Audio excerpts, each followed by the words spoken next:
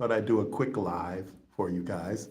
Um, what I want to talk about, the tip right up front, it hit me this morning. I haven't talked about backup, backup strategies. So when you're shooting content, and say for instance, you're shooting a short film, you shoot and you store the media on your camera card, and it's stored inside your camera. So when you get back to your location where you're going to edit, be it home or if you're on a remote shoot like I am right now, you want to take the content from your camera. That's the very first thing I always do. You want to back it up. You want to back it up to something external. Usually I have an external hard drive that's connected to my laptop or my desktop computer. And what I do is I connect the camera to the computer and I pull all the media that I shot that day off onto my computer and I put it in a folder and I label it. Usually what I do is I label it the name of the project and the date so that later, every day, you'll have a separate folder with the video that you shot that day.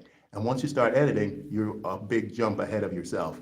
You're not unorganized. You know what video matches up with what day you shot. So for instance, if you have a shot list and you know that you're shooting 20 scenes on day 1, 20 on day 2, 20 on day 3, 20 on day 4, you'll be able to organize your footage much easier if you back up each day. So I recommend never waiting till the end of the shoot to back up, because you have to realize that media cards fail, hard drives fail. And definitely if you're working on a shoot for a client and they're paying you and it's a paid job, you want to back up every day that you shoot. So take all the media off of your camera, your cell phone, whatever acquisition device you're using, and you take that information and you put it in a separate folder and you label it, the name of the project and the date. So that's my simple, most basic backup strategy I want to give you guys this morning as a tip. So that's a tip to take, back up. Many times over the years, hard drives have failed. They actually have failed. One time I remember, it was very embarrassing. I did a long shoot. It was probably about 3 hours. And we were shooting for a client. I was the camera operator, and the client had brought a talent to our location. I was using my home as a living room. They were doing a training. We were doing a training session for an educational client. So they did 4 videos, and it was so embarrassing. I had shot the videos. I was recording directly to hard drive. And after this day, I never did it before. There were some tools out that were relatively new. They were from Adobe, and you could actually connect your camera to your laptop, and the footage would go, it would bypass the card. It was called Firewire, and would bypass the camera and go directly to the hard drive. So I had tried it a few times before that and had success. And I was recording directly from the camera, going into the hard drive, and we did the 3-hour shoot, multiple scenes, multiple training sessions. And as myself and the client were packing up, the footage was being backed up to an additional drive. I think that was the case.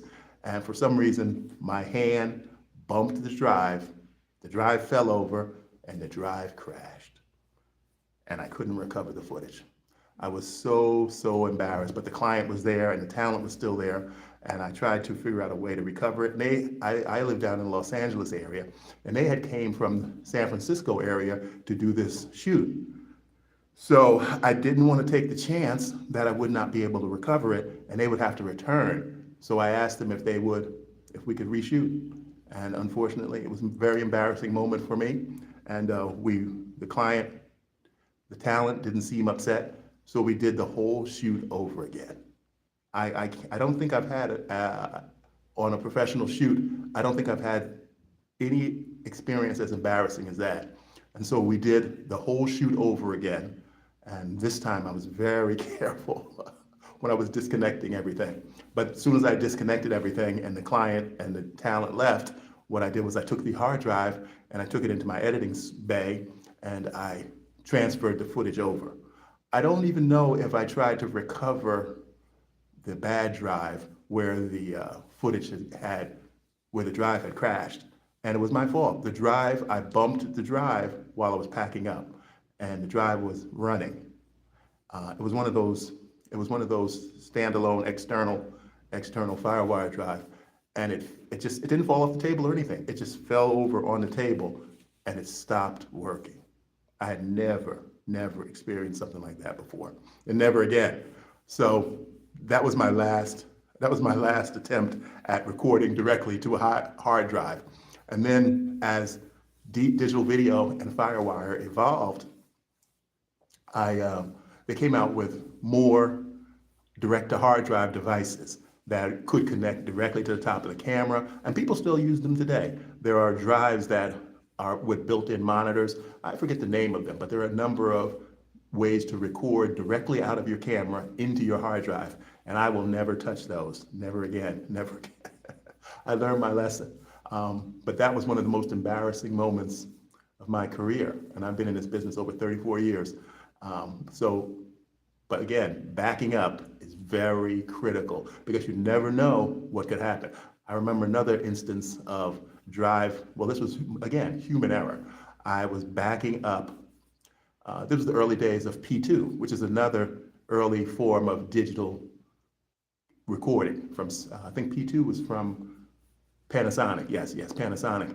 And I was backing up, I can't remember, it was so long ago, I can't remember exactly what I was doing, but I was moving a scene.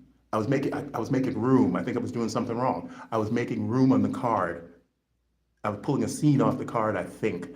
And I thought I had pulled that. To this day, I can't exactly know what I did wrong, but I was pulling a particular scene that we had just shot off of the card, and I was putting it onto the hard drive. I had my laptop and my external hard drives that I used to back up. So I was pulling the scene off of the card, and somehow I must have deleted the scene, and didn't know it until about a few days later. I was editing, and I was searching everywhere for that scene. But as I pulled it off, something didn't feel right, and I thought it had finished copying, and maybe that was the issue. It didn't finish copying, and the whole scene we shot was gone.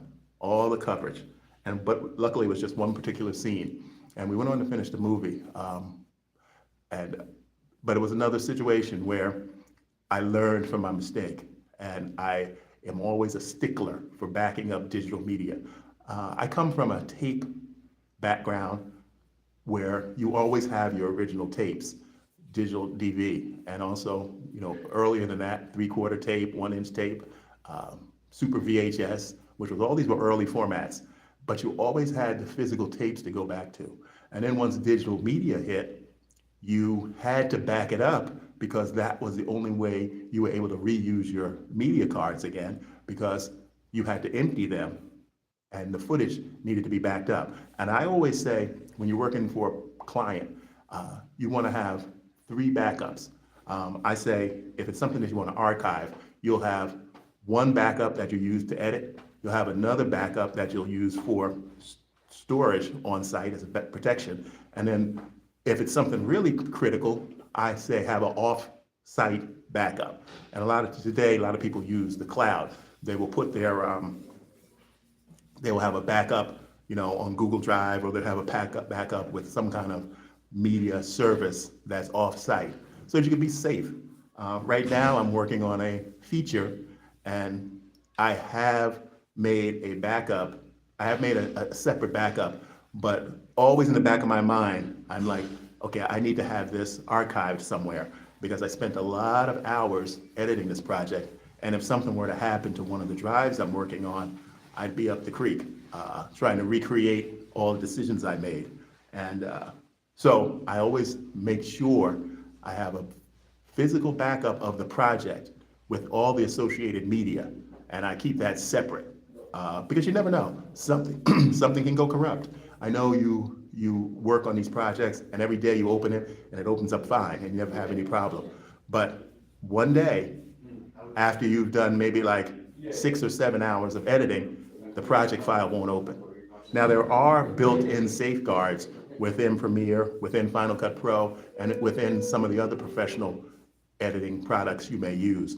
But you want to have your own backup strategy that's separate from the software backup scheme or plan, whatever is built into the program. I went back recently, as a matter of fact, a client from about 2 years ago wanted a copy of a project that we had worked on. Now, I normally save my clients' copies for a year, 2 years. If it's a gigantic project, then I'll put it on what I have a client archive, and I'll put it on that external hard drive and just leave it. But this client, I hadn't worked with them, and they had went on to do another version of the film, and so I realized that they left me off of that project, so we weren't really about to work together anymore. But what I did was I had, excuse me, I had another copy of the project file from Premiere Pro. So he needed the end credits. So at first I couldn't find it anywhere. I looked on all my external backup drives. And then finally, I actually had given up. And I told him that unfortunately I don't have a copy of it. And, but I had turned over everything to him. So on 2 separate drives. So he had plenty of backups of everything I had created. So I don't know why he couldn't find it, or his new editor couldn't find it. But luckily, I was looking for something else the same day, and I was able to find a project file. So I opened it in Premiere, and voila, there was the end credits with all, the media files weren't associated, but the end credits were Premiere text files. So it opened up, and it had all the list of credits I had created for him, and it was still formatted correctly. And so what I did was I sent the project file to his new editor, and they were both very happy because they didn't have to try to recreate those ending credits. They just had to add to it for the new project they had created. So there's always backup strategies, but you need to start with your most basic backup strategy. When you finish a project, you back it up to an external hard drive, and I say just to be on the safe side, you back it up. If it's a client project, you back it up to 2 external hard drives, separate ones, and leave it also on your internal editing drive if that's how you edit. And just to be safe, keep it for 2-3 years maybe, if it's a good size project and a good size client, and just be on the safe side. So that's your tip for today. Backup. I'm gonna do a whole video on backup strategy. I have thought about it. It just hit me today that I haven't done any videos on my channel about backing up content from projects. So make sure you have a backup plan.